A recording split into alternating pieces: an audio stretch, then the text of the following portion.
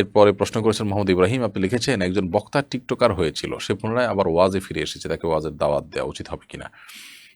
তার নিজেরই এখন ওয়াজের ফিল্ডে যাওয়া উচিত নয়, কারণ হলো ওয়াজ করার জন্য সে নিজে আসলে উপযুক্তই হয়নি।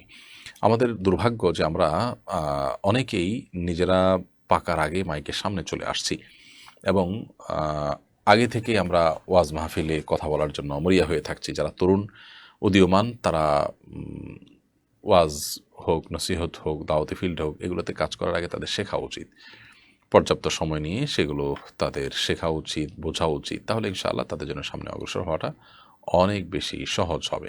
আর যদি তারা সেটা না করে তাহলে সেক্ষেত্রে এ জাতীয় পরিস্থিতিতে তারা নিজেরা বিভ্রান্ত হবে, জাতিকে বিভ্রান্ত করবে। এই যে একজন মানুষ মাহফিলের ময়দান থেকে হঠাৎ করে এই ফাসিকদের কাতারে চলে যাওয়া, এটার আলামত হলো যে তার ভেতরে দিনদারিতাটা ভালো করে বসেই নেই। তিনি নিজেই দিনদারিতা ভালো করে বোঝেন না, তিনি কি মানুষকে নসিহত করবেন?